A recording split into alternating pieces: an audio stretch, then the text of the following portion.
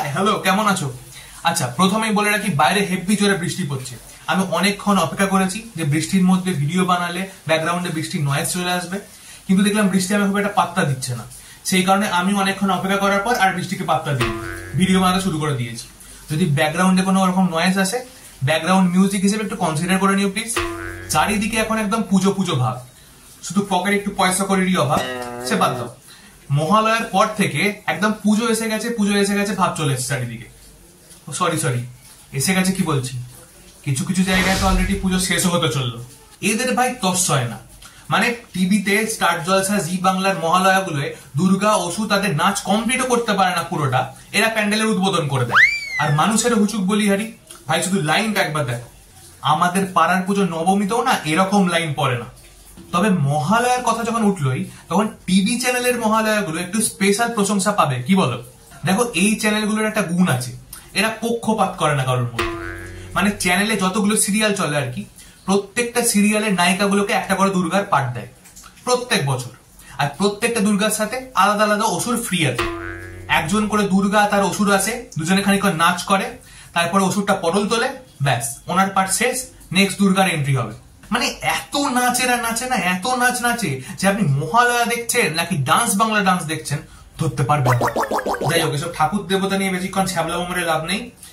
পুজোর এই আগের মুহূর্তটা না হেভি ইম্পর্টেন্ট, মানে চারিদিকে অনেক কিছু ঘটতে থাকে। এবার সেগুলো নিয়ে গল্প করা যাক। পুজো মানেই নতুন জামা, শাড়ি ইত্যাদি, তো এইসব কেনার জন্য শপিং করতে যেতে হবে। তো এই শপিং মলগুলোতে ভাই এখন বিশাল ব্যাপার, মানে পশ্চিমবঙ্গের অর্ধেক জনগণ এখন শপিং মলে, আর বাকি অর্ধেক এখন শ্রীভূমির লাইনে। পুরো শপিং মল জুড়ে তো ভিড় আছেই, কিন্তু ভাই সব থেকে বেশি ভিড় হচ্ছে ট্রায়াল রুমটার সামনে। মানে ওখানে পুরো শ্রীভূমির মতোই লাইন পড়ে আর কি।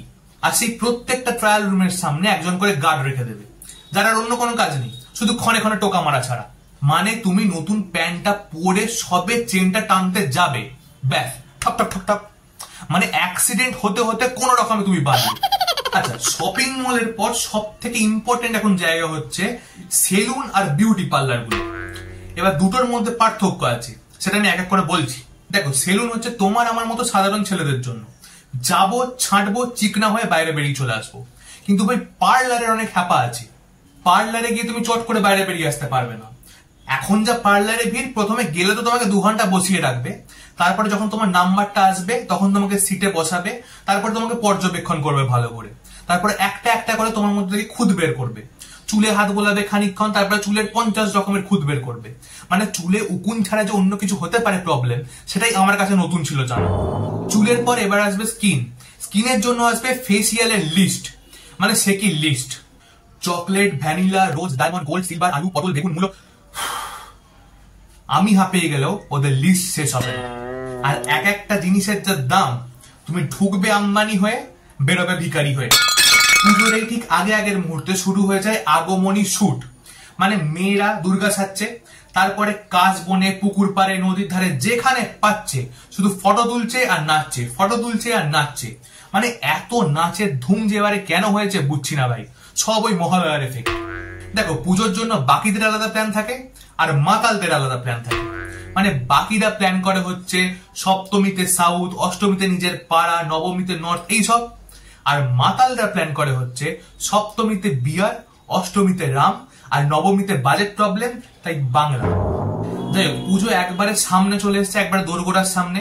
তাই তোমরা তোমাদের বাবা মা, বন্ধু বান্ধব, বয়ফ্রেন্ড, গার্লফ্রেন্ড, হাজবেন্ড, ওয়াইফ, যাকে খুশি নিয়ে জমিয়ে আনন্দ করো, খাওয়া দাওয়া করো, মজা করো। কিন্তু এইসব আনন্দের মাঝখানেও এটা মাথায় রেখো যে যেই জাস্টিসের জন্য গোটা পৃথিবীর মানুষ অপেক্ষা করে বসে আছে, সেটা কিন্তু এখনো পাওয়া হয়নি। তাই জন্য পুজোর মধ্যে আনন্দ করো ঠিক, কিন্তু মনের মধ্যে যেন সবসময় উই ওয়ান্ট জাস্টিস এটা চলতে থাকে। যাই হোক, সবাই ভালো করে পুজোটা কাটাও।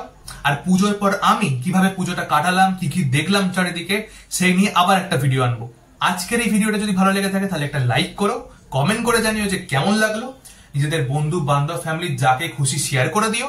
আর চ্যানেলে নতুন হয়ে থাকলে একটু সাবস্ক্রাইব করে দিয়ে যেও প্লিজ। আবার দেখা হবে নতুন একটা ভিডিওয়ে, ততক্ষণের জন্য বাই।